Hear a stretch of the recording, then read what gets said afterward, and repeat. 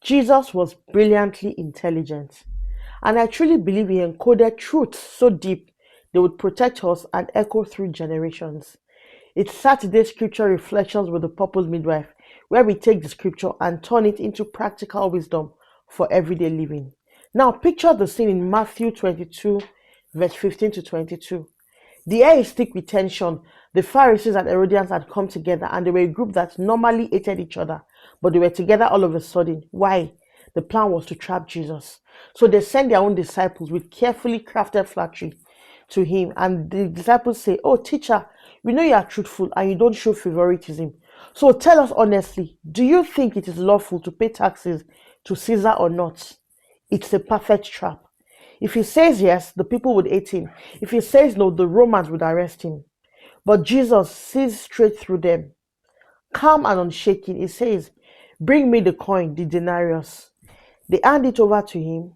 It's a silver coin stamped with Caesar's image and an inscription declaring Caesar's authority and even his divinity. Jesus lifts up the coin and he looks at them and asks just one question. Whose image and whose inscription is this? They reply him, "Caesar's, of course," wondering what he was driving at. Then comes the moment that still echoes till today. He says, "Give to Caesar what belongs to Caesar, and to God what belongs to God." Here is the catch. Jesus wasn't just talking about taxes. He was revealing a principle. The image and inscription on a thing reveals who it belongs to. Now, do you remember Genesis 1:26? Let us make man in our image and after our likeness. That was the Trinity speaking and placing divine identity into humanity. So when Jesus said, "Give to God what belongs to God," he was pointing back to that truth. The coin bears Caesar's image, so it belongs to Caesar. But you carry God's image, which means your life, your art, your mind, your choices, basically everything about you already belongs to him.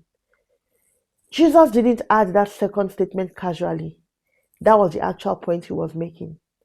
So let me ask you this Saturday, whose image are you living under? And are you truly giving God what already belongs to him?